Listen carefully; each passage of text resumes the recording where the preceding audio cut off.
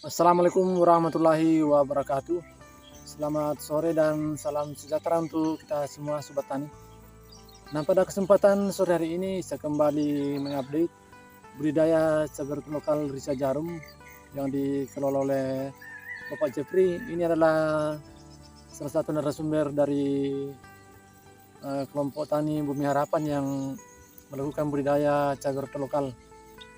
Nah, untuk saat ini umur dari cabai rawit lokal Risa Jarum ini sudah memasuki 175 hari setelah tanam dan sudah dalam masa kelebatan buah. Namun pada saat ini Sobat Tani ada hal-hal yang kita jumpai di dalam lahan ini. Di dalam perawatan budidaya tanaman cabai, kadang kita mengalami hambatan seperti serangan hama dan penyakit tanaman. Nah, untuk saat ini yang kita akan bahas Sobat Tani yaitu bagaimana cara pengendalian penyakit busuk ranting pada tanaman cabai rawit lokal, terutama pada saat tanaman kita ini sudah dalam masa pelebatan buah. Nah, bagaimana cara mengantisipasinya Sobat Tani dan cara pengobatannya? Nah, kita nanti akan bahas bersama-sama.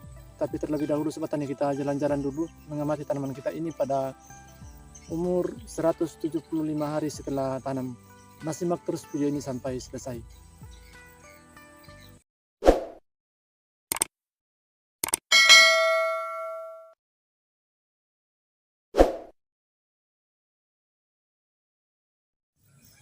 Nah, kita perhatikan Sobat Tani. Nah, ini adalah tanaman yang terkena penyakit busuk ranting seperti ini. Nah, ini ciri-cirinya ini Sobat Tani, yaitu setiap tangkai yang masih muda ini Sobat Tani terkena busuk ranting dan akhirnya patah seperti ini. Nah, ini ada bercak atau bulu-bulu halus. Nah, seperti ini. Ini yang menyebabkan tanaman ini menyebabkan pucuknya mengalami kelayuan.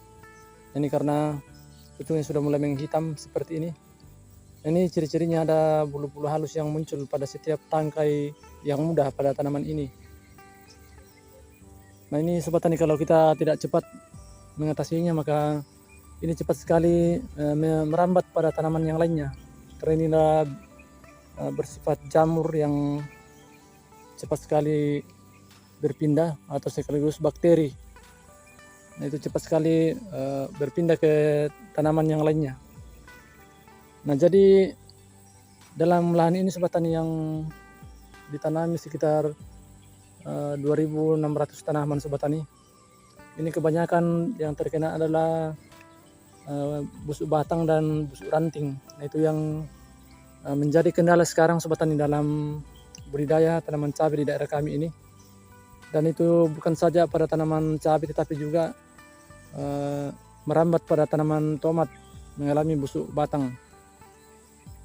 Nah, jadi begini Sobat Tani cara mengatasinya.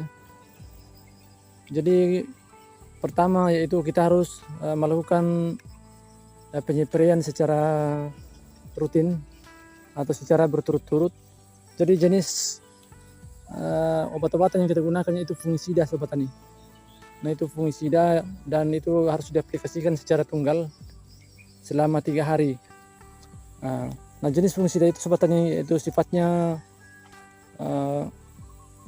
eradikatif, kemudian preventif dan bisa sekaligus sebagai penyembuh untuk penyakit seperti ini atau busuk ranting. Nah, dosis yang kita gunakan Sobat Tani yaitu untuk fungisida berjenis atau bermerek Nativo, itu kita gunakan Sobat Tani 2 sendok makan per tangki 16 liter air.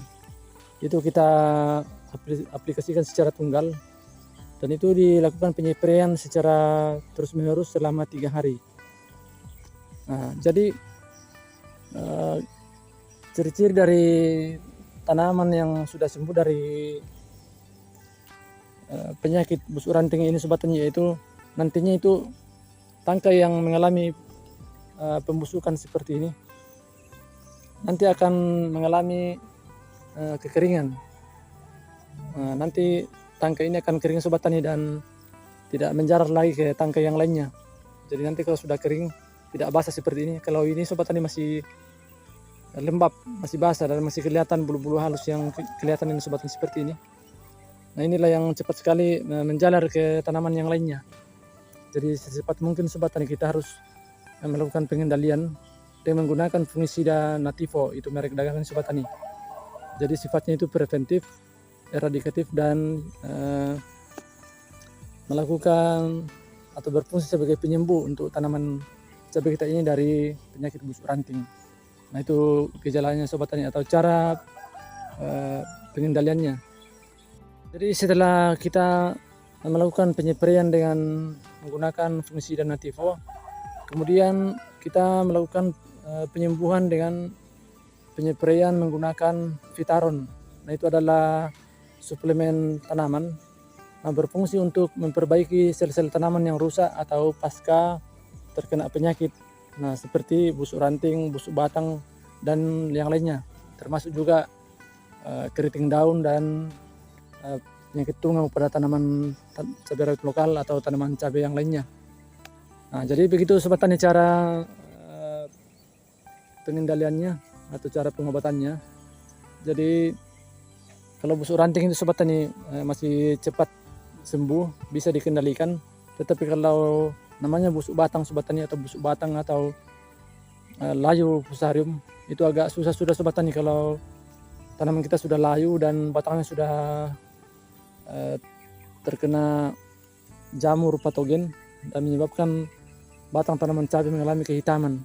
Itu agak susah Sobat Tani kita sembuhkan. Tetapi kalau busuk ranting cukup 3 hari kita lakukan penysprayan, pasti akan sembuh pada hari berikutnya dan akan mengalami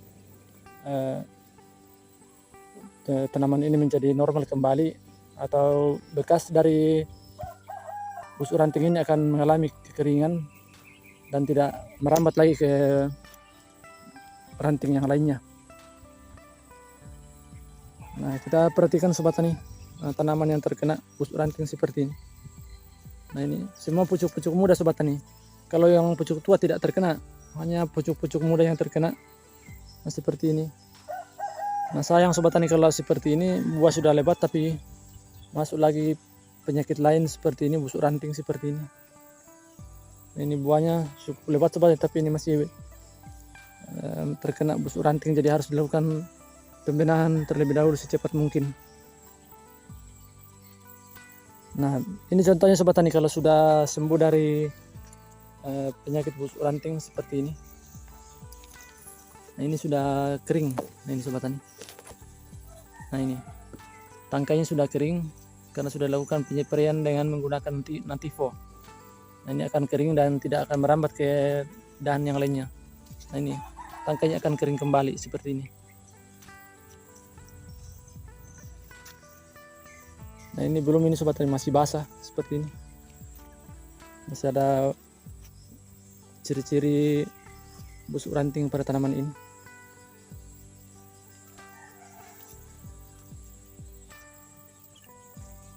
Nah, mungkin itu saja Sobat Tani yang saya bisa sampaikan pada Sobat Tani semuanya.